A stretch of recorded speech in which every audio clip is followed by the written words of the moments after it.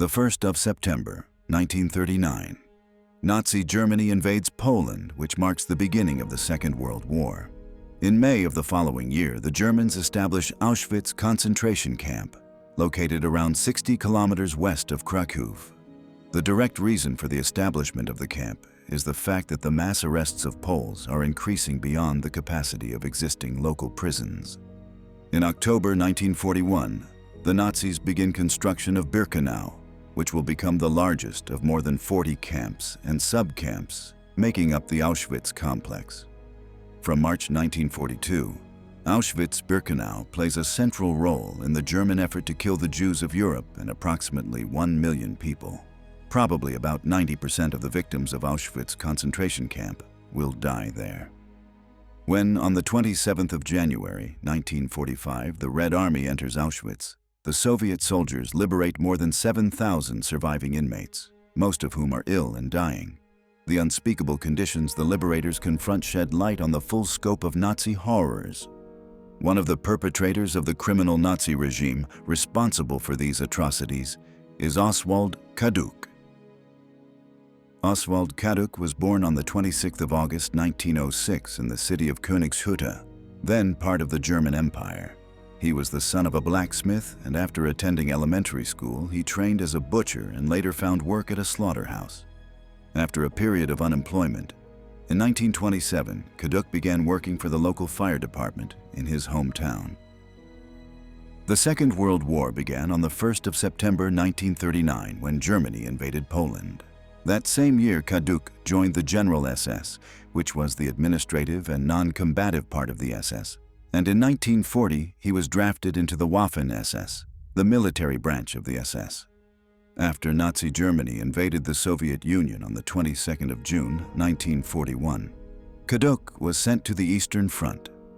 However, after suffering from various illnesses and multiple stays in military hospitals, he was transferred to Auschwitz in July 1941.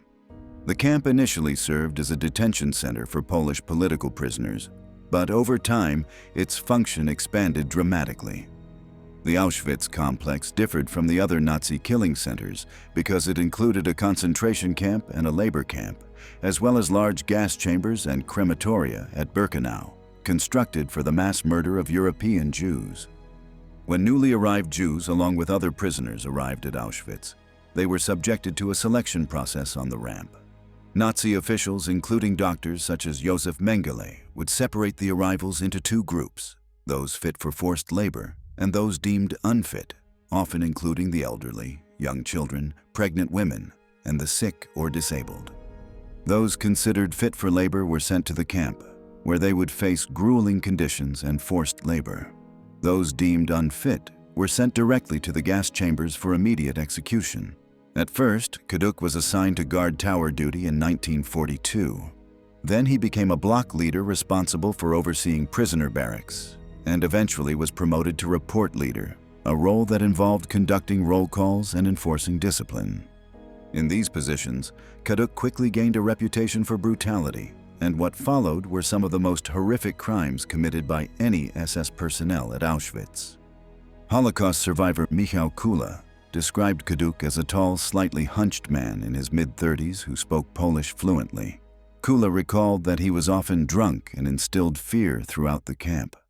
Kaduk was known for bursting into prisoner barracks without warning, conducting aggressive searches, and beating inmates without provocation. If he found someone in possession of goods brought in from the outside, he would either confiscate them or drag the prisoner to the political department, which often meant brutal interrogation, torture, or even death. In some cases, he struck deals with inmates and later used those arrangements to blackmail them, often demanding bribes such as vodka or sausages in exchange for his silence. Kaduk also patrolled areas where working prisoners had contact with civilians actively looking for illegal food exchanges.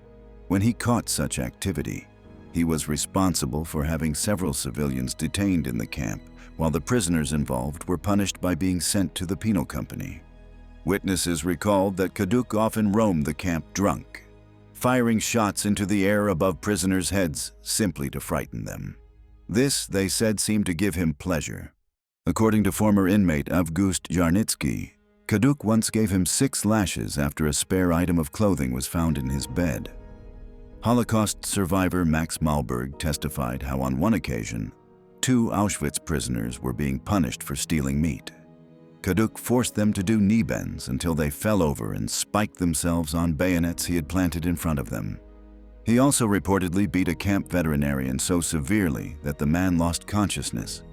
In his role as report leader, Kaduk frequently administered public floggings himself. Kaduk was a twisted sadist who was especially cruel toward children. Historian Andrew Roberts, in his book, The Storm of War, recounted Kaduk's practice of handing Jewish children balloons just before they were murdered with a phenol injection to the heart at a rate of 10 children per minute. Auschwitz survivor Ludwig Wörl testified how a dozen little Jewish girls, ages 3 to 11, had begged him to save them from the gas chamber. He recalled, "They said they were strong and could work and didn't want to die. But there was Oswald Kaduk with gun in hand. That murderer Kaduk drove them away to the gas chamber." Another Auschwitz survivor, Adam Chehanowiecki, later gave testimony about a specific incident that left him permanently injured. During an evening roll call, Kaduk noticed someone out of line and immediately ordered a round of collective punishment for the entire block. When Chehanowiecki failed to respond to the command quickly enough, Kaduk ran toward him, violently kicked his right leg, and stomped on it with full force. The assault left him with a fractured shin, and even after the war, he remained unable to walk properly. He emphasized that Kaduk's cruelty was extreme, and prisoners lived in constant fear of his random, alcohol-fueled violence. A third survivor, Narcis Obritsky, testified to having witnessed countless acts of inhumanity carried out or overseen by Kaduk. These included hours-long penal exercises that pushed inmates to the brink of collapse, as well as public floggings for minor infractions like pausing during forced labor. Obritsky recalled one particularly brutal episode in winter, when prisoners were ordered to strip naked, perform physical exercises in freezing temperatures, then marched through a hot shower, only to be sent back into the cold, sometimes after being sprayed with icy water. He also remembered being woken in the middle of the night and forced to run past Kaduk on the way to the bathhouse. On that night, Kaduk selected approximately 1,200 prisoners, most of them Jews, to be sent to the gas chambers. Kaduk's role in selections extended beyond these nighttime actions. He also took part in organized selections during delousing procedures, particularly in the women's camp at Birkenau, where extreme overcrowding and unsanitary conditions had led to mass infestations. Prisoners worked completely naked, as billions of fleas swarmed the camp. There was not a single part of their bodies that remained untouched by flea bites. Delousing was therefore carried out, especially in that section of the camp. Women had their hair cut, their bodies shaved, and were bathed before being forced to pass naked into the next camp sector. Every prisoner had to appear without clothing before a panel consisting of a doctor, often a fellow inmate, alongside an SS officer and a block leader. Each woman was inspected, and if she appeared healthy and had no visible wounds, she was allowed to stay in the camp. But many others were not so fortunate and were selected for death. The final selection conducted in the camp was often carried out by block leader Kaduk, and it took place inside the washroom. Kaduk, reportedly drunk, sat on a small chair with a cane in one hand and half a liter of vodka placed beside him. His assistant, report leader Krause, remained quiet and barely said a word, while Kaduk took full control of the process. He examined each prisoner and decided their fate on the spot. Those who pleased him were sent to the right and allowed to live, and those who did not were sent to the left. As he made his choices, Kaduk would sometimes tell those he had condemned, "You'll go to heaven, it's good there." Following the selection, the chosen prisoners were transferred to Block 11 and then taken by truck to the gas chambers at Birkenau. Oswald Kaduk treated Jews and Poles not as human beings, but as disposable targets. One of the most chilling accounts came from Stefan Malishevsky, who witnessed mass executions in the summer of 1942. At the time, 2 prisoners had escaped from the punitive unit at Birkenau. In retaliation, over 200 inmates from that unit were rounded up and forced to squat in the courtyard for hours. Malashevsky, who was working nearby as a sheet metal worker in a kitchen building, had a clear view of the courtyard. He described how the prisoners were pulled out in pairs and executed on the spot. Kaduk, alongside SS Commander Hans Aumeier, personally shot the prisoners in the back of the head. By the end of the day, all 200 were dead. A few days later, the 2 escapees were caught and publicly hanged. Malashevsky also provided testimony about another horrifying scene he witnessed in September 1943. While working on the roof of Block 10, which overlooked the courtyard of Block 11, he and his fellow workers made a small opening in a blacked-out window to observe what was taking place. On that day, a group of civilian prisoners, mostly Polish women with young children from the town of Bielsko, were brought into the courtyard and executed. Kaduk and SS officer Gerhard Palitsch carried out the shootings using compressed air guns, while Hans Aumeier and Maximilian Grabner, head of the political department, watched. One of the victims was a Polish mother with a 5-year-old child. After her child was shot in front of her, she knelt and began to pray aloud. Kaduk, Aumeier, and the others laughed, and Kaduk, who spoke Polish, mocked her by saying, "Pray to your God. I will wait. Let him come." Aumeier then kicked the woman in the back while she prayed, and Kaduk shot her dead.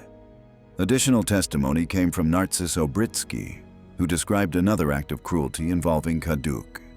During a work detail in the camp's construction office, there had been an escape incident in which the guard overseeing the workers had reportedly been given poisoned vodka. In response, 25 prisoners were arrested. 13 of them were executed in the bunker of Block 11, and the remaining 12 were hanged publicly after roll call. Obritsky recalled that Kaduk stood nearby during the execution and entertained himself by swinging the bodies of the hanged prisoners. Obritsky also shared a disturbing story he heard from a fellow inmate, Professor Jakubek, who lived in his barracks.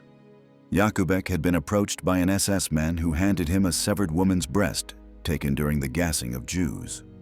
The SS man explained that he did this regularly, claiming he brought human body parts back to feed his dog. It is believed that the SS man was Oswald Kaduk. The Second World War in Europe ended on the 8th of May, 1945. In the chaotic aftermath, Oswald Kaduk managed to avoid immediate capture by assuming a false identity. He found work at a sugar factory in the small German town of Lobau, living quietly under the radar.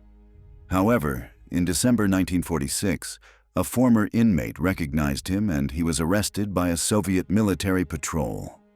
During his detention, Kaduk reportedly confessed to personally shooting over 1,600 prisoners in the neck during the evacuation of Auschwitz in January 1945. He allegedly went so far as to claim he had killed his own family because they had become an obstacle to his escape. In August 1947, a Soviet military tribunal sentenced him to 25 years of forced labor, but he served less than half of his sentence. He was pardoned in April 1956 and released early. Afterward, he moved to West Berlin and found employment as a nurse at Tegel Nor Hospital, where he became known among patients and staff as Papa Kaduk, due to his outwardly kind demeanor. Kaduk's past, however, caught up with him once more in July 1959, when he was rearrested. Between the 20th of December 1963 and the 19th of August 1965, Kaduk finally faced justice in the Frankfurt Auschwitz trials, also known as the Second Auschwitz trial.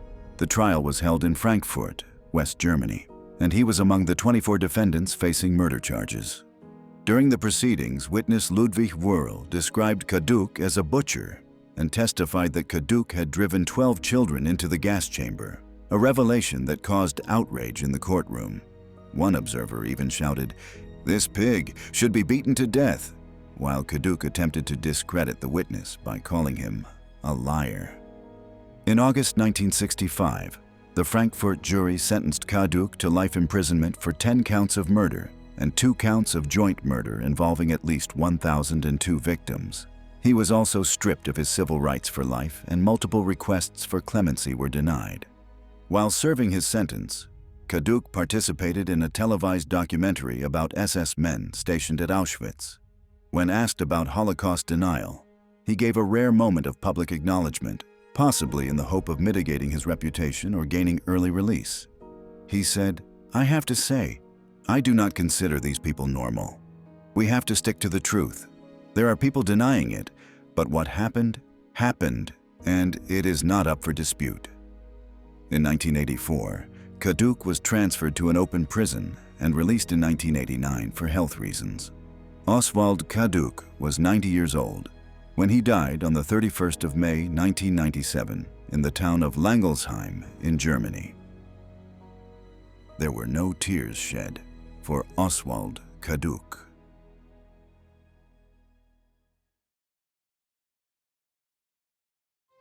Thanks for watching the World History Channel. Be sure to like and subscribe and click the bell notification icon so you don't miss our next episodes. We thank you and we'll see you next time on the channel.